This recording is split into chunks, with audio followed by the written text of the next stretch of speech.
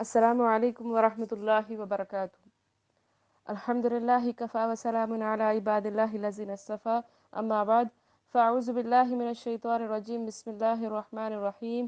لا اقسم بهذا البلد وانت حل بهذا البلد ووالد وما ولد لقد خلقنا الانسان في كبد ایحسب ان لن يقدر علیہ احد۔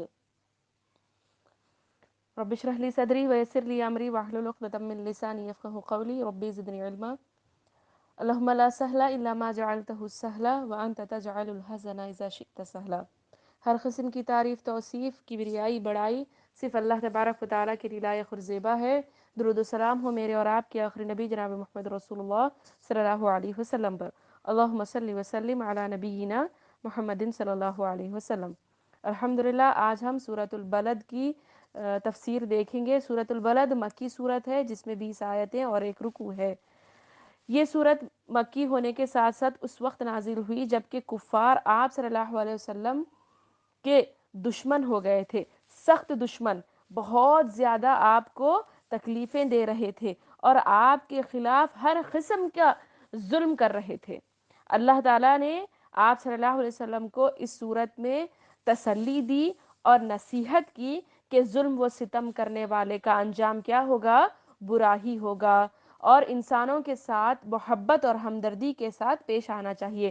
یہ دو مین چیزیں اس صورت میں بتائی گئی ہیں۔ ایک تو سب سے پہلی چیز کہ ظلم و ستم کا انجام برا ہی ہونا ہے، اور دوسرا انسانوں کے ساتھ، دوسرے انسانوں کے ساتھ ہمیں کیا ہے؟ ہمدردی اور محبت کے ساتھ پیش آنا۔ یہ دو مین موضوع پر پوری صورت کو اللہ تعالیٰ نے بیان کیا ہے۔ آئیے ہم اس کی تفسیر دیکھتے ہیں۔ اللہ تعالیٰ فرماتا ہے، اللہ تعالیٰ اس صورت میں قسم کھا کر کہتا ہے، لا اقسم بہذا البلد، میں اس شہر کی قسم کھاتا ہوں، وانت حل بہذا البلد، اور آپ اس شہر میں مقیم ہیں۔ یعنی اللہ تعالیٰ قسم کھا کر کہہ رہے ہیں کہ اس شہر کی قسم، شہر سے مراد یہاں پر کون سا ہے؟ بہذا البلد، یہ اس شہر سے مراد ہے مکہ، مکہ مکرمہ، جو آپ صلی اللہ علیہ وسلم کا کیا تھا؟ پیدائشی وطن تھا، اور وہیں پر آپ رہے، نبوت بھی ملی آپ کو، نبوت کے بعد بھی 13 سال تک آپ مکے میں رہے۔ تو اس کی اللہ تبارک و تعالیٰ قسم کھا کر بتا رہے ہیں، یعنی مکہ، ایک تو قسم کھانے سے اس کی اہمیت بھی معلوم ہو رہی کہ جب جو چیز کی اللہ تعالیٰ قسم کھاتے ہیں تو وہ اپنے آپ ایک عظیم چیز ہے، وہ ثابت ہو جاتا ہے۔ تو اللہ تعالیٰ یہاں پر آپ صلی اللہ علیہ وسلم کی پیدائشی وطن کا قسم کھا رہے ہیں، کھا کر اس کی عظمت بھی معلوم ہو رہی، اور یہ بھی بتایا جا رہا ہے کہ وہ ایک کیا ہے؟ حرمت، کیا بولتے ہیں، حرام والا، یعنی وہاں پر مکہ مکرمہ میں کیا ہے؟ جو ہے مکہ مکرمہ میں جنگ و جدال، یعنی قتل، غارت گری، کوئی چیز کا کاٹنا، یہ چیزیں کیا ہے؟ حرام ہے۔ یہ بات اللہ تعالیٰ بتا رہے، وَأَنْتَ حِلٌّ بِهَذَا الْبَلَدِ، اور آپ اس شہر کے مقیم ہیں، یعنی آپ صلی اللہ علیہ وسلم یہاں پر پیدا ہوئے، یہ بات اللہ تعالیٰ یہاں پر بتا رہے ہیں۔ اور اس وقت نبی کریم صلی اللہ علیہ وسلم کے لیے بلد الحرام میں قتال کو حلال فرما دیا تھا، جبکہ اس میں لڑائی کی اجازت نہیں۔ یعنی ایک وقت تھا، یہ جو شہر مکہ ہے، یہ آپ صلی اللہ علیہ وسلم کے ہی جب سے یہاں پر جنگ جدال، لڑنا، قتل، غارت گیری، یہ سب چیزیں حرام نہیں ہے، بلکہ اس سے پہلے سے بھی آپ صلی اللہ علیہ وسلم کو نبی بنائے جانے سے پہلے سے بھی یہ تمام چیزیں نہیں، وہاں پر کرنا منع تھا۔ لیکن فتح مکہ کے ٹائم پر اللہ تبارک و تعالیٰ نے آپ صلی اللہ علیہ وسلم کو کچھ دیر کی مہلت دی تھی کہ وہاں پر کیا ہے؟ جو وہاں پر جو حلال کیا تھا کچھ دیر کے لیے، اس کی حرمت کے لیے، کہ وہاں پر قتل کو اللہ تعالیٰ نے جائز دیا تھا، یعنی وہاں پر کیا ہے؟ مشرکوں کو پوری طریقے سے نکال دینے کی اجازت دی تھی۔ یہ موضوع ان آیتوں میں اللہ تعالیٰ بیان کر رہے ہیں، اور آگے فرماتے ہیں، وَوَالِدٍ وَمَا الْوَلَدِ، اور قسم ہے انسانی باپ اور اولاد کی، یعنی انسانی باپ کون ہے؟ آدم علیہ السلام اور ان کی اولاد، یہ بھی مراد ہے، یا پھر ہر باپ، ہر بچے کا باپ اور اس کی اولاد کی اللہ تبارک و تعالی قسم کھا رہے ہیں۔ ہر باپ کی، ہر اولاد کی اللہ تعالیٰ قسم کھا رہے ہیں، اور آگے بول رہے ہیں لقد خلقنا الانسان فی کبد، یقیناً ہم نے انسان کو بڑی مشقت میں پیدا کیا، یعنی اس کی زندگی محنت و مشقت کے ساتھ زندگی گزارنا ہے اس کو۔ امام طبرانی نے اس مفہوم کو اختیار کیا ہے کہ یہ جواب ہے قسموں کا، یعنی جو اللہ تعالیٰ شہر کی قسم کھائے، آپ صلی اللہ علیہ وسلم جہاں کے مقیم تھے وہ قسم کھائے، باپ اور اولاد کی قسم کھا کر یہ بول رہے کہ انسان جو ہے مشقت میں پیدا ہوا ہے، انسان محنت و مشقت کے لیے ہی پیدا کیا گیا ہے۔ یعنی انسان کو کیا ہے معلوم ہے، جب انسان کی دیکھیے اس کی حقیقت کو اگر ہم دیکھتے ہیں تو معلوم ہوتا ہے کہ جب انسان ماں کے پیٹ میں سے پیدا ہوتا ہے تو تکلیف کے ساتھ پیدا ہوتا ہے، اسی لیے روتا ہوا پیدا ہوتا ہے۔ جب چلنے کے قابل ہوتا ہے تو گرتے پڑتے اٹھتے بیٹھتے چلنے کے قابل بنتا ہے، اور جب بڑا ہوتا ہے تو استاد کی مار اور ادھر ماں باپ کی ڈانٹ و ڈھپٹ، جب شادی ہوتی ہے تو بیوی بچوں کی ذمہ داریاں، کمائی کی ذمہ داری، حلال رزق کی ذمہ داری کھوج کرنا، غرض یہ زندگی بڑی ہی محنت اور مشقت کی زندگی ہے۔ یعنی اللہ تعالیٰ یہاں پر آیت کے ذریعے ہمیں واضح کر دے رہے، جو بھی تمہاری زندگیوں میں تکلیفیں، مشکلات، ہر اعتبار سے، دینی اعتبار سے ہو یا دنیاوی اعتبار سے ہو، جو مشکلات آتی ہے یہ مشکلات کا تو سامنا کرنا ہی ہے، اور جو مشکلات اور مشقتوں کا سامنا کرے گا تو آخرت میں کامیاب ہوگا، اور آخرت کی کامیابی کا راستہ بھی کیا ہے؟ محنت اور مشقت کا ہی راستہ ہے۔ صرف زبان سے ہم اقرار کر دے رہے ہیں اور عمل کچھ بھی نہیں ہے تو جنت کا راستہ تو بہت مشکل ہوگا، اور جنت کا راستہ جو ہے ایک مشکل راستہ ہے، جیسے کہ ہمارے لیے جنت کیا ہے معلوم ہے؟ دو پہاڑوں کے بیچ میں ایک تنگ راستہ ہے، تنگ راستے سے نکلنا یہ جنت کا راستہ ہے، یعنی بڑی مشقتوں سے ہم کو جنت ملنے والی ہے۔ دنیا ہم کیا سمجھ رہے ہیں؟ دنیا انسان کے لیے آرام کا ہے، یعنی دنیا میں آئے تو انسانی کیا بات ہے کہ ہم عیش و آرام کی زندگی گزارے۔ کیا بولتے ہیں لوگ؟ یہ بات بولتے ہیں کہ ایک بار زندگی ملی ہے اس کو مست گزارو، کیوں تکلیفوں میں، کیوں مشقتوں میں گزارنا ہے، کیسا بھی کرو لیکن بڑے بنو، خوب پیسے والے بنو۔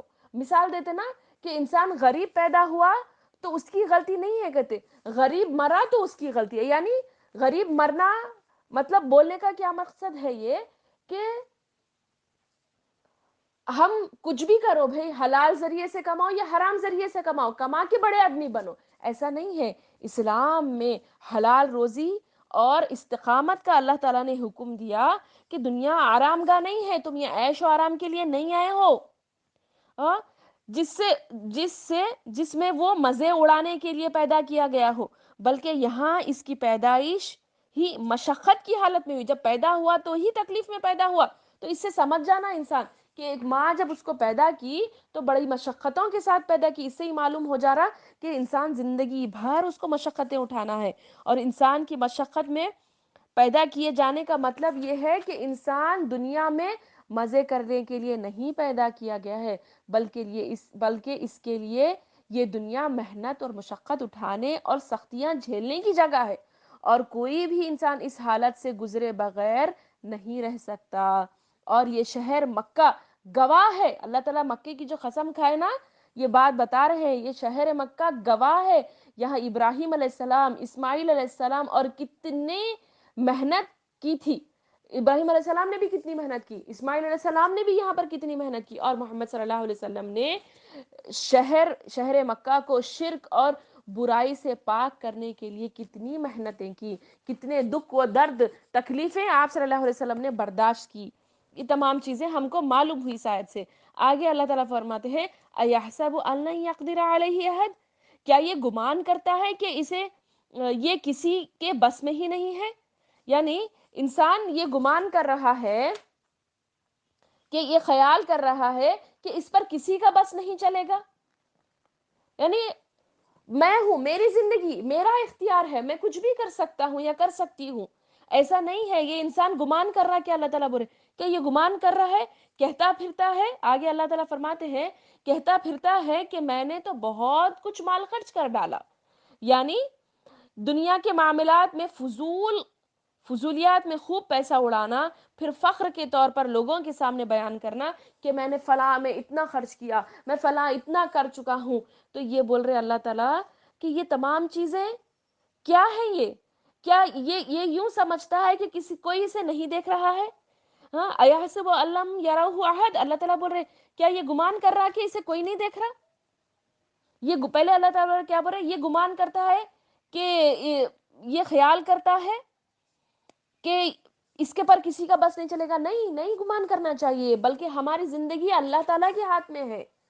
ہاں، عقیدہ، جب ہم عقیدے کو دیکھتے ہیں، عقیدہ توحید، عقیدے کے معنی یہ ہے کہ انسان ایک اونٹ کی مثال ہے کہ ایک اونٹ تابع دار ہو جاتا ہے، فرما بردار ہو جاتا ہے، اور اس کی نکیل جھک جاتا ہے، اور اس کی نکیل کس کے؟ اپنے مالک کے ہاتھ میں ہوتی ہے۔ یہ عقیدہ ہے۔ تو عقیدے کی مثال دی گئی ہے اونٹ کے ذریعے سے، تو ہمیں معلوم ہوا کہ ہماری جو زندگی ہے وہ کس کے طریقے کے مطابق ہو، کس کے حکم کے مطابق ہو؟ اللہ تعالیٰ کے حکم کے مطابق اور نبی صلی اللہ علیہ وسلم کے طریقے کے مطابق یہ ہونا چاہیے۔ اپنی زندگی پر اپنا اختیار نہیں ہے، اور انسان کیا ہے، یہ نہیں گمان کرنا کہ میرے کو کوئی نہیں دیکھ رہا۔ اللہ تعالیٰ آگے بولے کہ ہم نے اسے 2 آنکھیں نہیں بنائی؟ ہاں، الم نجعل له عینین، کہ ہم نے اسے 2 آنکھیں نہیں دی؟ اللہ تعالیٰ پوچھ رہے دیکھتا نہیں ہے وہ ان اپنے آنکھوں سے؟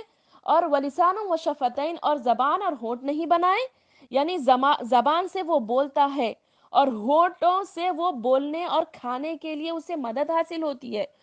اور یہ ہونٹ، یہ جو زبان ہے، یہ جو آنکھیں ہیں، وہ اس کے چہرے اور منہ کے لیے خوبصورتی کا باعث ہے۔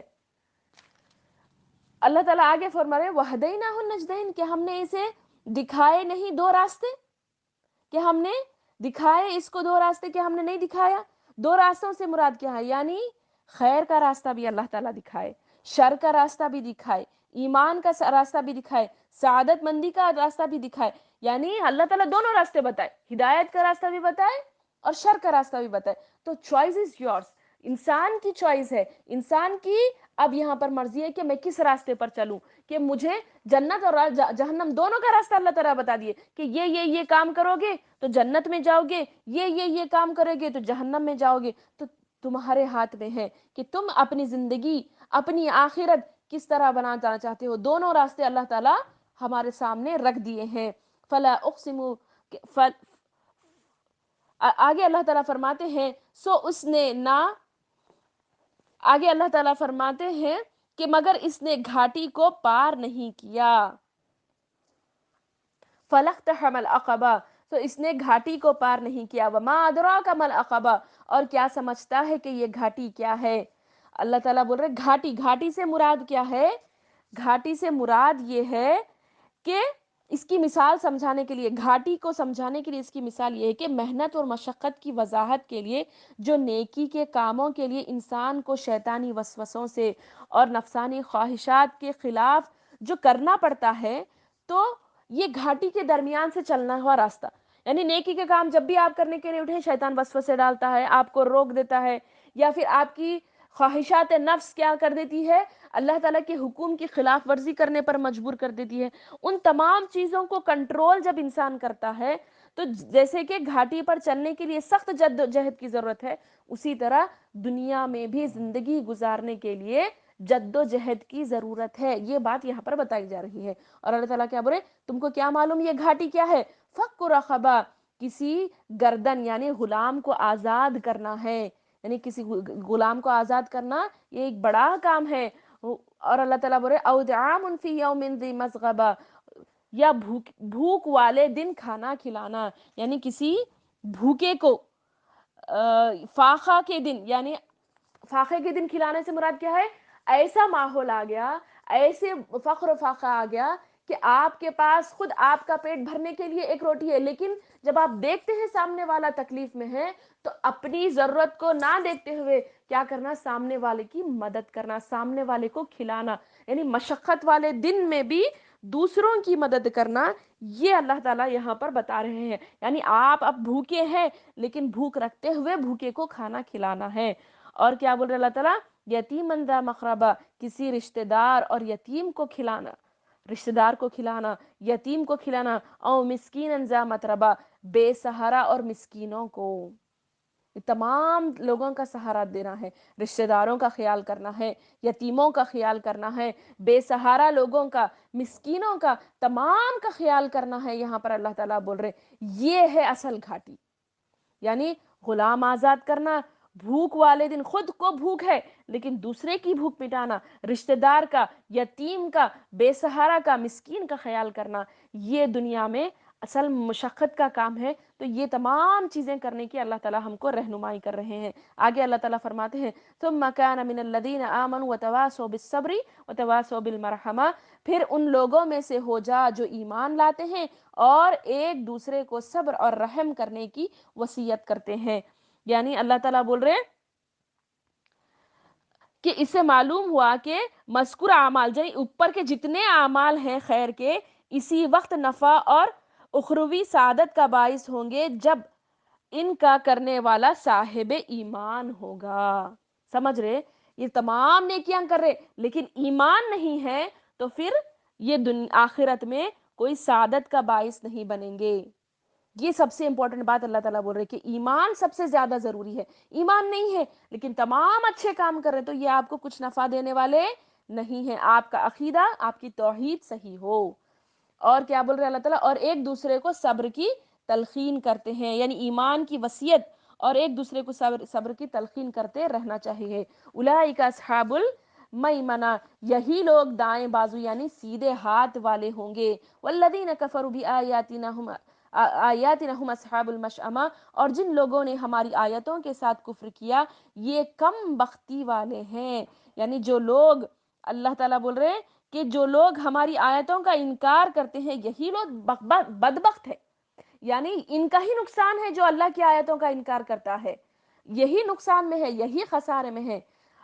علیہم نار مؤصدہ، اور اللہ تعالیٰ آگے بولے اور ان پر دوزخ کی آگ چھائی ہوگی، انہی پر آگ ہوگی جو چاروں طرف سے گھیری ہوئی ہوگی۔ اور چاروں طرف سے گھیری ہوگی یعنی اللہ کی جو آیتوں کا انکار کرتے ہیں ان کے بارے میں بول رہے ہیں اللہ تعالیٰ کہ یہ کیا ہوں گے، ان کی طرف آگ چاروں طرف سے ہوگی، تاکہ یہ آگ چاروں طرف سے ان کو گھیرے ہوئی، یعنی یہ آگ سے کہیں باہر بھاگ نہ جائیں، یعنی بند کر دی جائیں گی، کدھر سے بھی ان کو راستہ نہیں ملے گا بھاگنے والا۔ تو ہمیں معلوم ہوا اس صورت میں کہ کہ نیکی کا انسان کام کرے، لیکن جیسے کہ میں نے شروع میں کہا تھا کہ اس صورت میں اللہ تعالیٰ نے محبت اور ہمدردی کی نصیحت کی ہے تو یہی بات ہے، لیکن ان تمام کے لیے شرط ہے ایمان، اور ایمان کے ساتھ ساتھ یہ تمام عمل کرتے ہیں تو اللہ تعالیٰ بولے کہ یہی لوگ دائیں ہاتھ والے یعنی سیدھے ہاتھ والے ہوں گے، یعنی دائیں ہاتھ والے مجھ سے مراد کیا ہے؟ جنتی ہوں گے۔ اللہ تعالیٰ سے دعا ہے کہ اللہ تعالیٰ کہنے سننے سے زیادہ ہمیں عمل کرنے کی توفیق عطا فرمائے۔ اللہ تعالیٰ ہمارے ایمان کو مضبوط کر دے، ایمان کے ساتھ ساتھ اللہ تعالیٰ ہمیں یتیم مسکین رشتہ داروں اور یتیموں کا خیال کرنے والا اللہ تعالیٰ ہمیں بنائے۔ آمین ثم آمین۔ وآخر دعوانا الحمد للہ رب العالمین۔ السلام علیکم ورحمۃ اللہ وبرکاتہ۔